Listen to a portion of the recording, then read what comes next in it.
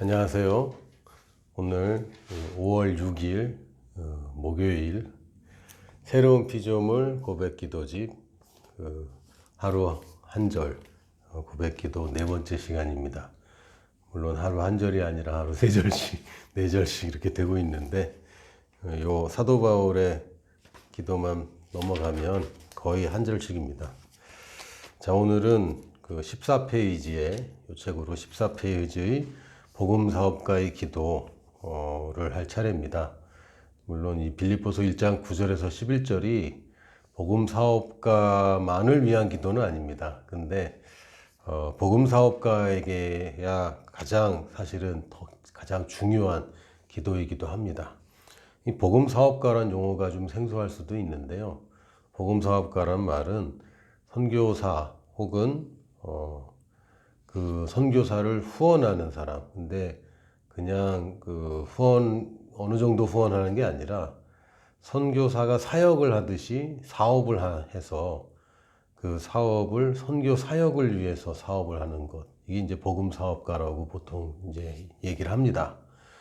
그래서 뭐 직장 다니고 내가 사는 동안에 뭐 생활비 빼고 어느 정도 후원하는 그런 수준이 아니라 아예 선교를 위해서 사업을 하는 이런 분들을 얘기합니다.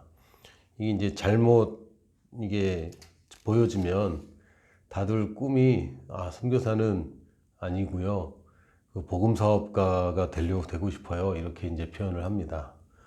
왜 그런 얘기가 나오면 복음 사업가를 사실은 잘 몰라서 그래요. 복음 사업가는 이 세상의 영역에서 특히 돈을 가지고 싸우는 이 싸움에서 승리하는 사람들입니다.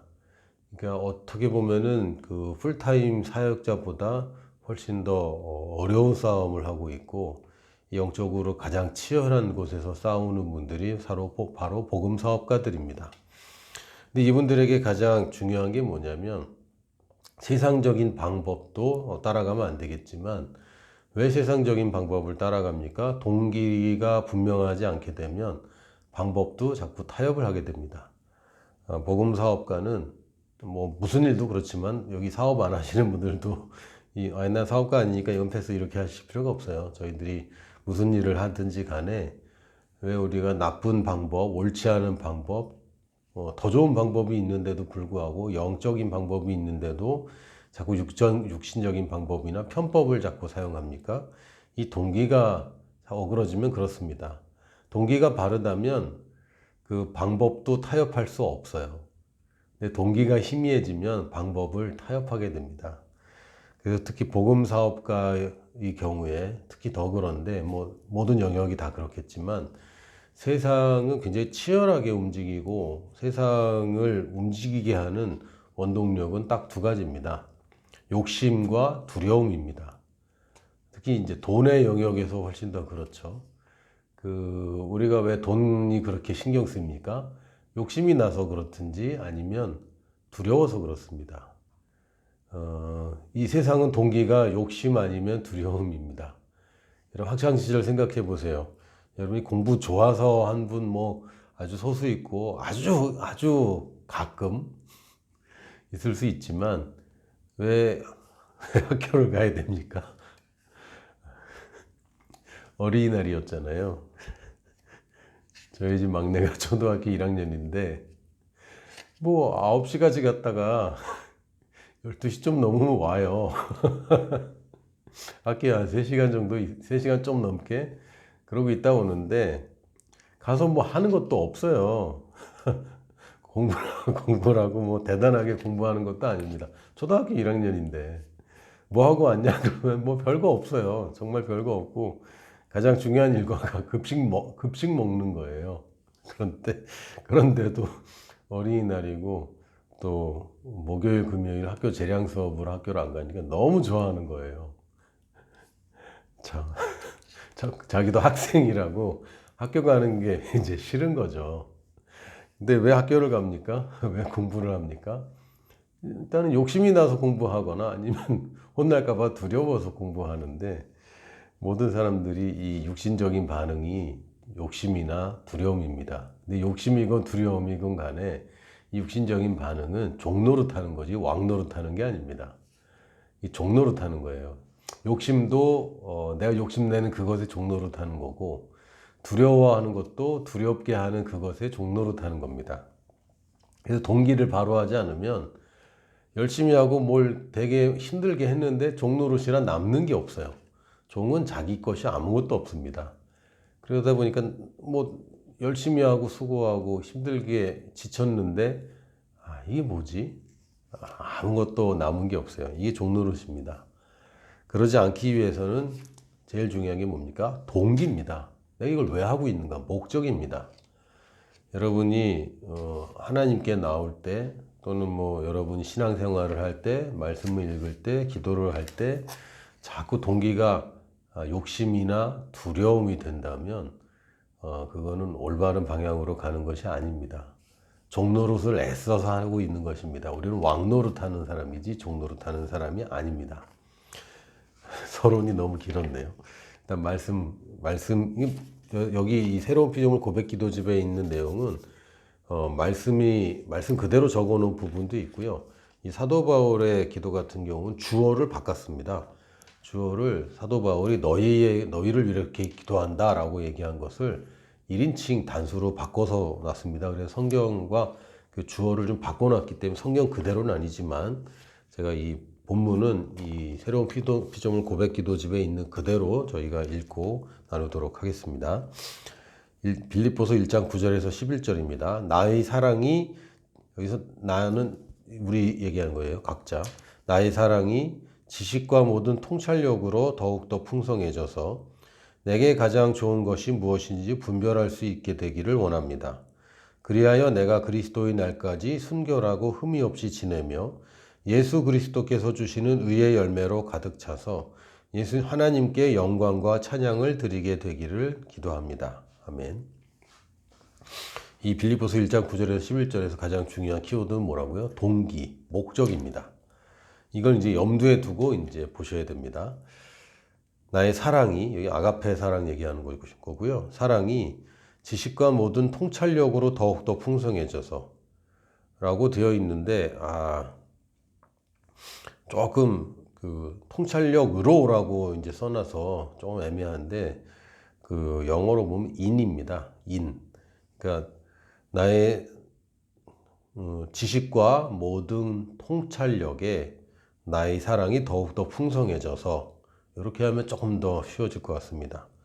지식과 모든 통찰력에 지식, 여기서 말하는 지식도 에피그노시스, 이게 초월적인 지식, 탁월한 지식, 완벽한 이해를 얘기하죠. 지식과 통찰력은 뭡니까? 적용하는 것입니다. 다시 얘기하면 우리가 어떤 지식을 얘기하는 거예요, 이게? 그 세상 지식 얘기하는 거 아니죠. 하나님의 말씀을 아는 지식과 적용에 있어서 통찰력은 이게 이런 거구나 하고 이제 그 말씀이 잘 녹아져 있으면 그 말씀대로 판단하게 됩니다. 근데 그냥 말씀을 잘 모르고 많이 읽긴 읽었는데 이게 내 안에 체계화되어 있지 않고 구조화되어 있지 않으면 알긴 아는데 이게 통찰력이 생기지는 않고요. 계속 이랬다 저랬다 합니다. 이거 읽으면은 그렇구나 그랬다. 저거 읽으면 또 그렇구나라고 왔다 갔다 하죠.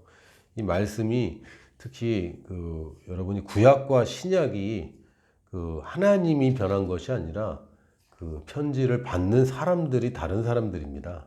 그걸 이해하고 봐야 되는데 어떨 때는 굉장히 종교적으로 하다가 어떨 때는 굉장히 자유하다가 뭐 왔다리 갔다리 할 수 있습니다. 왜 그렇죠? 이게 구조를 갖추지 않고 체계화되어 있지 않기 때문에 그렇습니다. 여러분 새가족반이 얼마나 중요하고 또 저희들이 복음의 기초를 42번에 걸쳐서 보통 새가족반은 그거 4시간짜리거든요. 4시간짜리를 5배로 해서 30분짜리를 42개로 만들었습니다. 왜 그렇게 했습니까? 이게 가장 기초거든요. 이게 기초가 잘 놓아지면 그 다음에 여러분이 듣는 그런 말씀들이 이제 이건 여기에 관한 거고 이렇게 연결되는 거구나. 이제 이게 연결이 되고 구조가 됩니다. 근데 벽돌을 아무리 갖고 있어봤자 이게 쓸모가 없어요. 이게 구조가 되면 이게 역할을 하게 됩니다. 어떤 역할을 하게 되냐? 통찰력을 가져옵니다. 이게 말씀에 적용이 돼요. 그래서 예전에 제가 말씀을 읽고 적용을 하려고 할 때 제 의문이 이거였거든요. 왜 이 상황에서 이 말씀을 적용하냐? 근데 거기에 대해 아무 설명을 안 해줘요.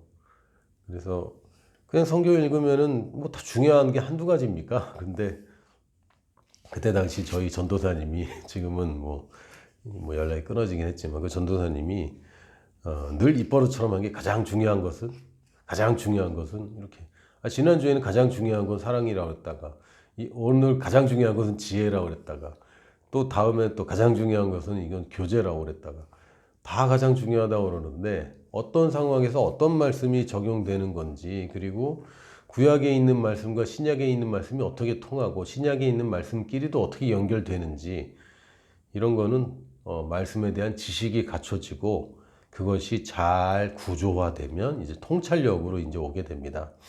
근데 지금 이제 복음 사업가한테 가장 중요한 기도라고 했잖아요. 특히 여러분이 세상에서 이기는 자로 사는 것, 여러분이 다스리는 위치에서 사는 것, 경영자로 살 때 이 부분이 가장 중요합니다. 여러분이 지식과 통찰력이 중요하죠. 지혜는 다른 거 아닙니다. 지식과 통찰력이 결국은 지혜입니다. 아무 생각이 없고 아무것도 없는데 지혜가 나온다. 하나님의 말씀이 모든 지혜와 지식의 근본이라고 그랬고요. 하나님의 말씀을 떠났는데 그냥 좋은 결과가 나온다. 아니, 만물을 만드신 분의 매뉴얼과 상관없이 나는 모든 제품을 딱 한눈에 보면 다 잘 이용한다. 그렇지 않습니다. 좋은 제품은 한눈에도 잘 이용하도록 되어 있지만 그렇다고 그 강력하고 기능이 많을수록 한눈에 다 볼 수는 없어요. 그래서 이 매뉴얼이 필요하게 됩니다. 지식이 필요합니다. 하나님의 말씀을 아는 지식이 잘 갖춰지고 이게 연결되고 구조화되면 통찰력을 갖게 되는데 이 여러분이 그래서 세가족관이 굉장히 중요하다고 말씀드립니다. 제가 예전에 지금도 제가 뭐 책상을 깨끗하게 정리하는 타입은 아닙니다. 저는 막 이렇게 쌓아놓고 막 이렇게 해요. 제가 핑계를 대자면 그 창의적인 사람들이 대부분 그렇다고도 합니다. 안 그런 사람들도 있는 것 같지만 그런 사람들도 있습니다. 그래서 막 이렇게 정리하고 막 이런 것보다는 어쨌든 그냥 막 쌓아놓습니다. 근데 문제는 뭐냐면 너무 많이 쌓이면 뭐가 어디 있는지 몰라요. 그럼 내 책상 위에 있냐? 자료는 있습니다. 어디 있냐? 그건 몰라요. 그럼 못 써먹죠. 말씀을 아느냐? 알죠. 근데 이런 상황에 어떤 말씀을 써야 되는지 모른다. 그럼 통찰력은 없는 것입니다. 그런데 우리가 결정을 하고 선택을 하고 우리가 중요한 역할을 하게 되는데 그럴 때에 우리에게 필요한 게 뭡니까? 사랑입니다. 지식과 통찰력에 더 풍성해져야 되는 것은 사랑입니다. 사람들이 이제 착각하는 것이 지식을 많이 가지면은 올바른 판단을 할 수 있고 선한 결과를 하나님께 영광 돌릴 수 있다 생각하지만 아닙니다. 물론 지식이 필요합니다. 통찰력이 있다면 나는 늘 승리하며 살 것이다 라고 생각하지만 아닙니다. 사랑이 더욱더 풍성하면 가장 좋은 것을 분별하게 됩니다. 왜냐하면 아까도 말씀드렸지만 사람들은 자꾸 잠깐만 정신 안 차리면 욕심과 두려움으로 동기부여가 돼요. 그러다 보면 가장 좋은 것이 아니라 덜 좋은 것이지만 그냥 덥석 그냥 선택을 해버립니다. 이건 사회학자들이나 심리학자들이 이야기하는 것인데 사람들은 대부분 더 좋은 것을 찾는 것보다는 위험을 회피하고 싶은 경향이 크답니다. 그러니까 이제 두려움 때문에 여러분이 결정하는데 아주 사소한 것들이 영향을 미치죠. 여러분이 지금 뭐 결혼하신 분들은 결혼한 이유가 뭐 큰 것도 있겠지만 아주 사소한 것 때문에 사람이 사람을 좋아하지 않습니까? 여러분이 지금 뭐 큰 결정들 사실은 뭐 집을 사는 거나 이런 것은 있어도 굉장히 사소한 게 크게 작용합니다. 예전에 이 브랜드 아파트 살았는데 좋더라. 그래서 또 이 브랜드 이런 거죠. 자동차도. 사소한 것 때문에 이게 판단을 가르게 되는데 왜 이런 일이 생깁니까? 그 사랑이 풍성해져야 올바른 결정도 합니다. 지난 시간에 말씀드렸죠. 우리가 그 어디였죠? 그 능력기도 에베소 3장 16절에 내가 하나님의 사랑에 뿌리가 박히는 겁니다. 그러면 내 사랑이 풍부해집니다. 내가 사랑해야지 해서 되는 게 아니고요. 하나님께 내가 받은 사랑이 얼마나 큰지를 알면 사랑하게 되어 있습니다. 하나님의 사랑 가운데 있으면 내가 사랑할 수밖에 없어요. 그러면 이제 하나님과의 관계가 훨씬 중요한 것이고, 그래서 여호와를 경외하는 것이 모든 지혜의 근본이다. 이렇게 얘기합니다. 왜요? 여호와를 경외할수록 내 안에 사랑이 커지고, 그냥 사랑 없는 지식과 통찰력은 무슨 의미가 있겠습니까? 세상에서 저 사람은 탁월해라는 얘기 들을 수 있겠지만 가장 좋은 것은 놓칩니다. 나는 사랑받는 자야. 그리고 나는 사랑하느라고 이거 하는 거야. 하나님의 사랑이 내게 부음바 되어서 그 사랑을 내가 표현하고자 내가 지금 여기에 살고 있어. 그럴 때 가장 좋은 것이 무엇인지 분별하게 됩니다. 그래서 고린도전서 12장 31절에도 바울이 아주 좋은 은사들 다 얘기해 놓고 마지막에 내가 가장 좋은 길을 보여주겠다. 이렇게 얘기하고서 고린도전서 13장부터 사랑 얘기만 합니다. 그러니까 모든 은사도 좋고 지혜도 좋고 계시도 좋고 예언도 좋고 지식의 말씀, 지혜의 말씀 다 좋은 거지만 가장 좋은 길이 뭡니까? 사랑을 따라 사는 것입니다. 복음 사업학과나 우리 마찬가지입니다. 돈을 따라 사업하면은 이거 이상한 데로 갑니다. 욕심과 두려움의 길로 갑니다. 그러나 사랑이 있으면 사랑하는데 욕심이 어떻게 작용을 합니까? 욕심과 사랑은 같이 있을 수 없어요. 이기심과 사랑은, 아가페 사랑은 같이 있을 수 없어요. 그리고 사랑은 뭘 내쫓는다고요? 두려움을 내쫓는다고 그랬죠. 그러니까 사실은 사람이 잘못 가기 가장 쉬운 길, 욕심과 두려움을 근본적으로 해결해 주는 게 사랑입니다. 그래서 지식과 모든 통찰력에 나의 사랑이 더욱더 풍성하게 해주세요. 그러면 내가 가장 좋은 것을 분별할 수 있게 됩니다.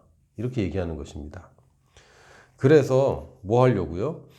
가장 좋은 것을 구별해서 나 잘 먹고 잘 살라고? 아니요. 실패를 안 하고 또 두려움으로 들어갔잖아요. 욕심으로 돌아가고. 사랑이 내가 더 풍성해지길 원한다고 하는데 이게 동기는 계속해서 자꾸 두려움과 욕심에 너무 길들여져 있어요. 사람이. 혼적으로. 지금 영적인 얘기하는 게 아니라 우리의 혼이 너무 그쪽으로 프로그램 되어 있기 때문에 결국은 우리가 주의 사랑 안에 거하는 것이 가장 큰 복음 사업가의 임무입니다. 근데 세상에 사업하시거나 바쁘게 움직이시는 분들이 다른 사람보다 기도를 더 많이 하고 예배자로 서야 됨에도 불구하고 그게 잘 안 되죠.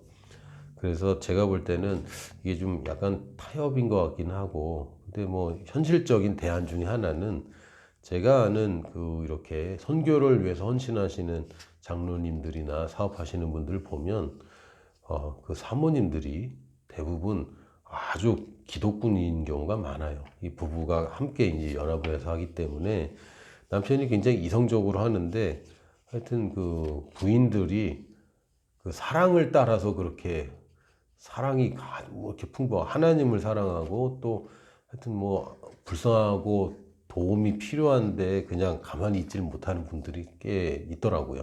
그게 이제 이런 원리를 따라서 이제 이게 작동되기 시작하는 겁니다.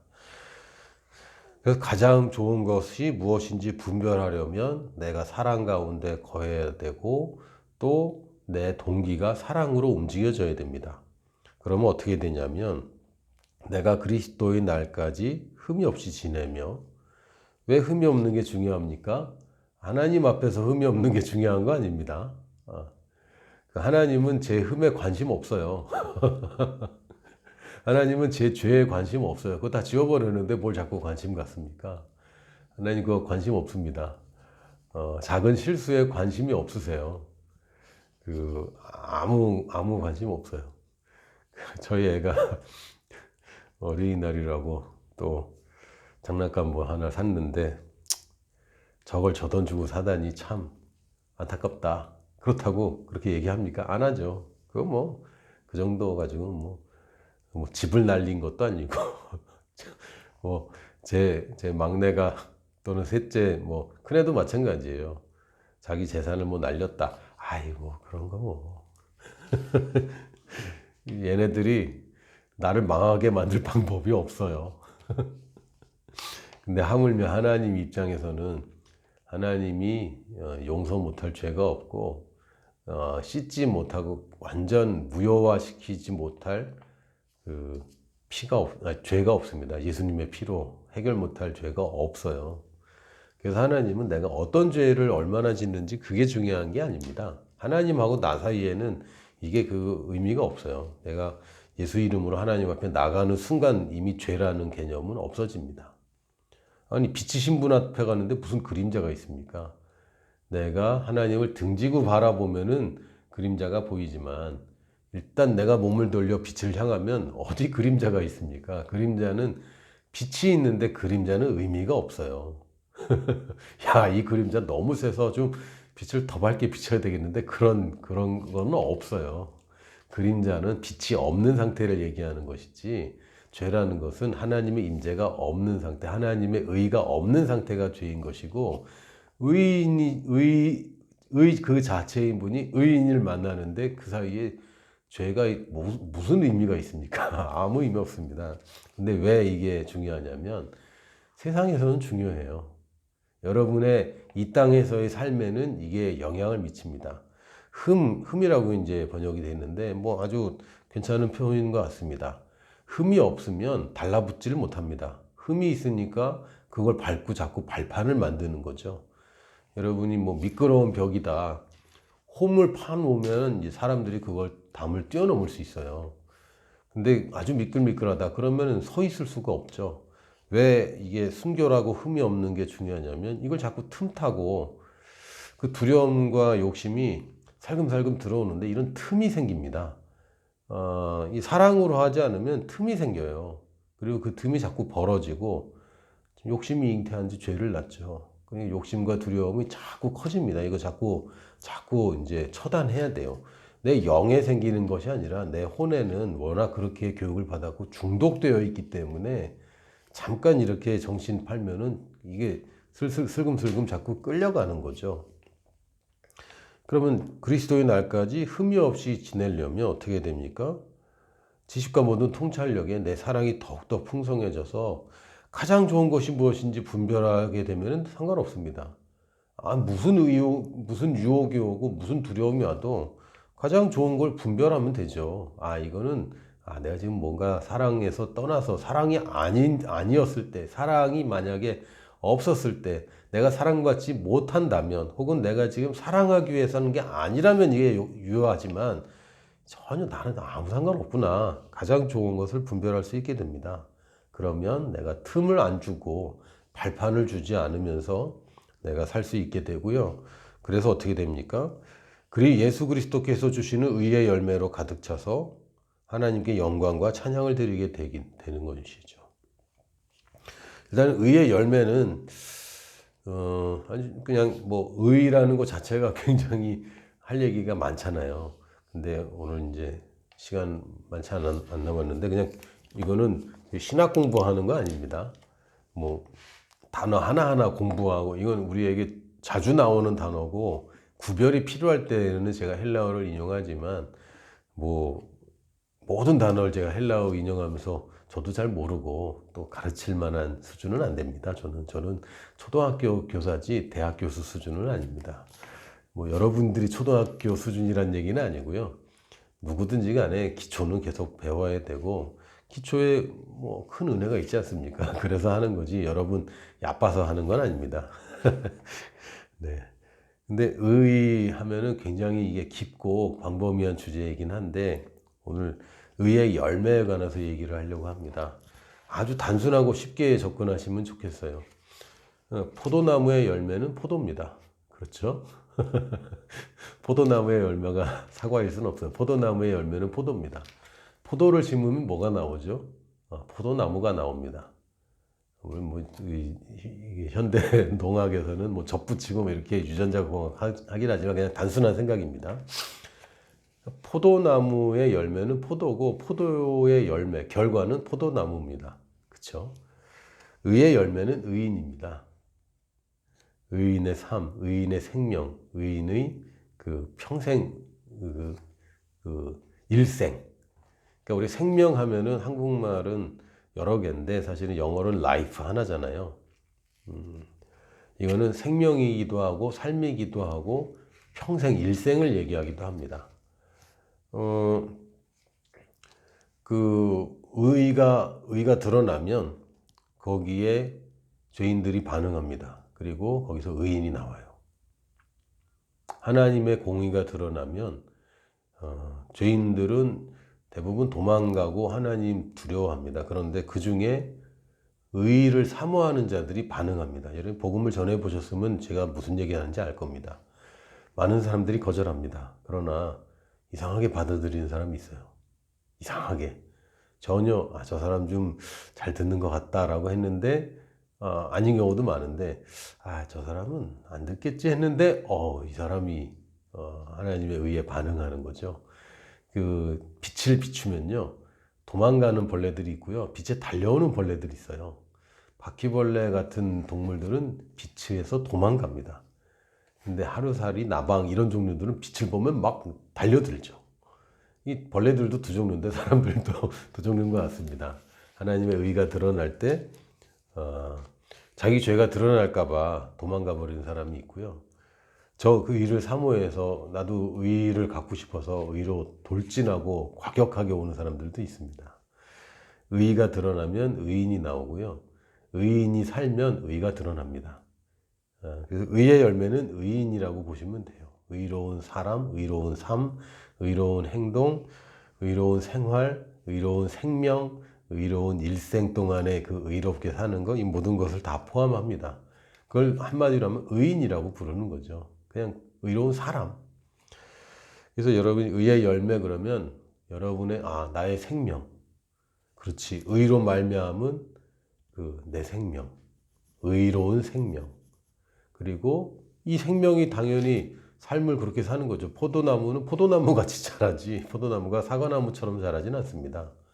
그러면 이런 생명. 그리고 여기서 의가 계속 보여지고 일생 동안 그렇게 사는 겁니다. 그리고 의인인 또 의를 드러내죠. 그러면 그 열매를 보고 또 누군가가 또 오게 됩니다.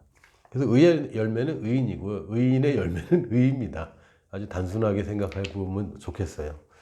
그래서 의의 열매로 가득 차서라고 한다면 그냥 내가 의로운 생활을 하고 윤리적으로 도덕적으로 훌륭한 삶을 살고 거기서 머무르는 것이 아니라 의의 열매의 최종 결정적인 똑같은 얘기 두 번 했네. 최종 결정적인 그 결과 좋은 최고의 열매는 나와 같은 또 한 사람의 의인입니다. 이거를 놓쳐버리면은 그 복음 사업가가 하나님의 영광을 돌립니다라고 하지만 영혼 구원과 상관없고 제자 만드는 것과 상관없고 또 내가 가지 못하는 영역에 제자를 보내는 것과 상관없이 살게 됩니다. 요거는 의미 있는 게 아니고 하나님을 이용하고자 하는 거예요. 하나님 내 사업을 축복해 달라고. 그럼 뭐가 문제죠? 사랑에서 벌써 걸리는 거죠. 자기 욕심이, 두려움이 사랑이랑 같이 있을 수 없습니다. 그래서 사랑부터 점검을 하면 내 지식과 모든 통찰력에 그건 당연히 이제 기본적으로 있어야 되지만 거기에 사랑이 더욱더 풍성해지고 그러면 내가 욕심이나 두려움에 흔들리지 않고 가장 좋은 것이 무엇인지 분별할 수 있게 되고 그럼 내가 사탄에게 또 내 육신에게 틈을 주지 않고 탁월하게 살 수 있게 됩니다. 그래서 결국에는 그 의의 열매로 가득 차서 내 삶이 의로울 뿐만 아니라 나를 보고 나한테 배우고 싶고 나한테 영향을 받는 이 제자들이 가득 차서 그러면 하나님께 영광과 찬양을 드리게 됩니다. 그래서 사랑하기 때문에 하나님을 사랑하기 때문에 결론적으로는 내가 하나님께 영광과 찬양을 드리고 싶어서 그냥 말론뿐만 아니라 내 삶으로 그리고 내 삶의 결과물인 또 다른 나와 같은 제자들로 하나님께 찬양과 영광을 돌리고 싶은 겁니다. 이게 우리의 기도예요. 그래서 하나님께 영광 돌리게 해주세요라고 얘기는 그렇게 하지만 사실은 그 하나님을 사랑해서 한 것이 아니라 욕심과 두려움 때문에 뭘 구하면서 근데 결과적으로 당신한테도 좋은 거 아닙니까? 라고 딜을 하는 거죠. 근데 사랑은 주는 것이고 사랑은 내가 얻는 게 아니라 나를 통해서 다른 사람이 얻는 것입니다. 그래서 내가 좋은 학교 가고 뭐 좋은 데 취업하고 돈을 많이 벌고 이걸로 하나님 영광 받는 게 아니고요. 그 좋은 학교 간 사람이 어떻게 사는지, 좋은 데 취직하고 산 사람이 그 직장을 어떻게 잘 사용하는지, 번 돈으로 무엇을 하는지, 그게 영광 돌리는 것이지 여러분이 높아지는 것 자체로 영광 돌리는 게 아닙니다. 높아진 그 사람이 하나님의 영광을 위해서 얼마나 그 영향력을 선하게 자기 욕심이나 두려움이 아니라 하나님을 사랑하기 때문에 그 높아진 위치에서 무엇을 하는지, 무엇을 하는지 중에 가장 눈에 띄는 게 뭡니까? 높아진 사람이 내려오는 것입니다. 이게 하나님께 가장 영광이 됩니다. 높아질 때 영광되는 게 아니고요. 사실은 내려올 때 더 영광스럽습니다. 예수님이 이 땅에 내려오실 때 하나님이 영광 받으신 것이고 십자가에 달리실 때 하나님이 영광 받으셨습니다. 물론 거기서 희생으로 끝나지 않습니다. 우리의 믿음은 희생자의 믿음이 아니라 승리자의 믿음입니다. 그렇게 내려올 수 있는 것은 이게 가장 좋은 길이라는 확신이 있기 때문에 내려오는 것이지 하나님 나 또 뭘 자꾸 버리라고 그러고 이건 벌써 지식도 없는 거고 통찰력도 없는 거고요. 그 안에 사랑도 없는 거예요. 처음부터 잘못된 반응입니다. 그게 아니라 내가 하나님 말씀을 아는 지식이 점점 늘어가니까 이게 제일 좋은 거구나. 지금 통찰력을 보니까 지금은 내가 내려와야 될 거구나. 이건 내가 쥐고 있으면 자꾸 욕심과 두려움이 더 커지겠구나. 그리고 내가 지금 이거를 갖고 있거나 이거를 안 쓰고 그냥 모아놓은 것은 의미가 없구나. 하나님께 내가 받은 사랑이 크고 지금까지 사랑을 받았으면 앞으로도 사랑받는 거 아닙니까? 내 평생에 하나님이 인자와 긍휼하심이 나를 따라오는데 그래도 좀 모아놔야죠. 충분히 모아놔야죠. 이런 얘기는 하나님 없다 치고 하는 얘기 아닙니까? 전에는 사랑하고 날 도와줬지만 앞으로는 안 도와줄 수 있다. 뭐 이런 얘기 아닙니까? 그래서 우리는 사랑이 지식과 통찰력 안에서 더 풍성해지기를 소원하는 것이고 그럴 때 우리가 가장 좋은 길을 선택하게 되고 그럼 발판이 없어지고 그래서 의의 열매로 가득 차서 내가 의의 열매들, 의의 결과들을 늘 맛볼 뿐만 아니라 나와 같은 의인, 영혼 구원과 제자를 잘 만들고 그래서 하나님께 영광과 찬양을 드리게 되기를 기도합니다. 라는 기도가 빌립보서 1장 9절에서 11절입니다. 좀 설명이 좀 길었습니다. 좀 앞으로는 좀 짧게 하겠습니다. 이 절이 한 절이 아니다 보니까 좀 길어진 거고요. 다음 시간부터는 좀 짧게 하고 여러분이 고백하는 시간을 좀 더 드리면 좋겠습니다. 다시 한번 우리 복음사업계가의 기도 같이 소리내서 고백하고 이 시간 마치도록 하겠습니다. 나의 사랑이 지식과 모든 통찰력에 더욱더 풍성해져서 내게 가장 좋은 것이 무엇인지 분별할 수 있게 되기를 원합니다. 그리하여 내가 그리스도의 날까지 순결하고 흠이 없이 지내며 예수 그리스도께서 주시는 의의 열매로 가득 차서 하나님께 영광과 찬양을 드리게 되기를 기도합니다. 아멘. 할렐루야. 오늘 하루도 승리하는 하루 되시기를 예수님 이름으로 축복하면서 내일 또 만나요.